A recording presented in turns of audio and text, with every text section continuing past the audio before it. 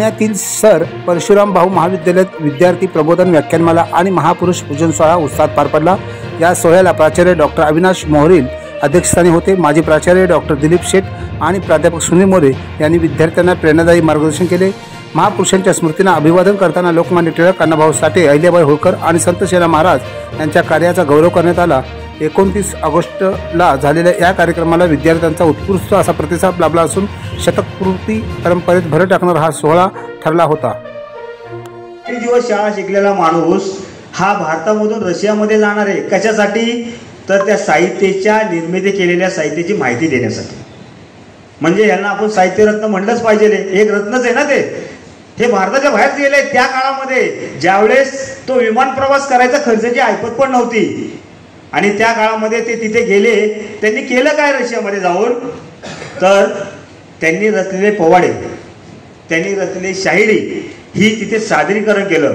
पोवाडा कोणता म्हटला त्यांनी? तर शिवाजी महाराजांवरती जे पोवाडे गायले त्यांनी, आणि हे पोवाडे त्या काळामध्ये रशियन लोकांना खूप आवडले आणि तेव्हा त्यांनी असा ठराव केला सर की रशियामध्ये आज एक चौक आहे त्यांच्या असेंब्ली समोर, त्या चौकाला लोकशाहीर अण्णाभाऊ साठे हे सोनेरी अक्षरामध्ये नाव लिहिलं गेलं। हा त्यांचा परिचय। आणि त्याच ठिकाणी गेल्या वर्षी आपल्या महाराष्ट्राचे लाडके मुख्यमंत्री आदरणीय देवेंद्र फडणवीस साहेब यांच्या माध्यमातून एक अर्धपुतळा बसवण्यात आला। म्हणजे ही मोठी कौतुकाची बाब आहे। दलित साहित्यिक, 150 शाळा शिकलेला, ज्याला काही ज्ञान आहे असा साहित्यिकाचा पुतळा रशियामध्ये बसणे हे भारतासाठी गौरवशाली इतिहास आहे। म्हणून आपण या ठिकाणी अशा लोकांचं जागरण केलं पाहिजे, त्यांचे विचार मांडले पाहिजे, त्यांचे विचार तुम्ही आत्मसात केले पाहिजे।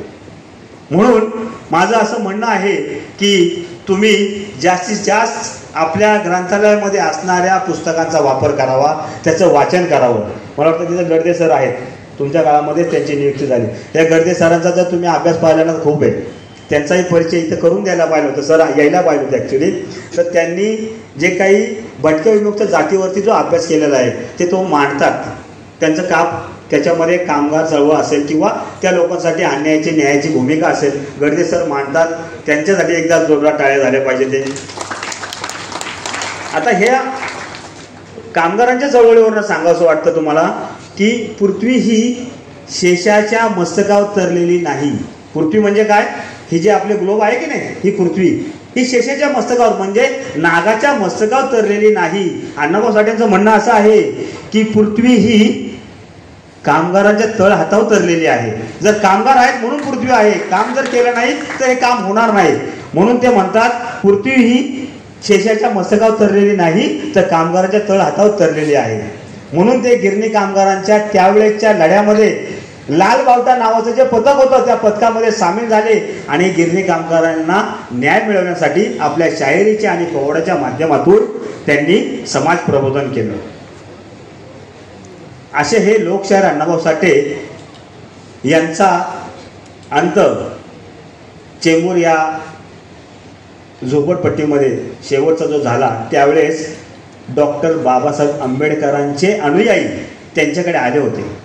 आणि हे अनुयायी त्यांच्याकडे आल्यानंतर त्यांनी सांगितलं की तुम्ही एवढ्या सगळ्या महान पुरुषांवरती लिखाण केले, खूप काही लिहिले आणि आपल्या अस्मिता जे आहे ज्यांनी संविधान आपल्याला अर्पण केलं, संविधान लिहिलं, हे बाबासाहेब आंबेडकर यांच्यासाठी 4 शब्द तुम्ही आम्हाला द्यावेत। आणि त्यावेळेस शेवटच्या क्षणामध्ये लोकशाहीर अण्णाभाऊ साठेंनी जी 4 कडवी लिहिली ती अशी आहे, ती तुम्हाला सगळ्यांना पाठ असली पाहिजे। ती जग बदल घालून घाव म्हणजे सांगून गेले भीमराव, ह्या 4 ओळी त्यांनी एका पुस्तकामध्ये त्यांना लेखणीच्या स्वरूपात अर्पण केलेले आहेत। आणि त्याचाच विचार पुढे हा बाबासाहेबांचा आणि लोकशाहीर अण्णाभाऊ साठेंचा एकच आहे की समाज सुधारणा। समाजामध्ये असणारी चालीरीती, व्यथा, कथा ह्या बदलल्या पाहिजे ते, आणि सर्वांनी एक समान असलं पाहिजे। मग याचं एकच हत्यार आहे ते म्हणजे शिक्षण। आणि या शिक्षणातून तुम्ही जर मोठे झालात तर ह्या चालीरीती आपोआप बंद होतील। जे लोकमान्य टिळकांचे जे विचार होते तेच अण्णाभाऊ साठेंचे विचार होते, तेच बाबासाहेबांचे विचार होते, आणि हेच विचार आपण घेऊन तुमच्या समोर शिंदे सरांनी व्याख्यानमाला चालू केली। या 7व्या पुष्पमध्ये मला बोलवलं, यासाठी मी शिंदे सरांचे आभार मानतो, या महाविद्यालयाचे आभार मानतो आणि या ठिकाणी थांबतो। जय हिंद, जय महाराष्ट्र।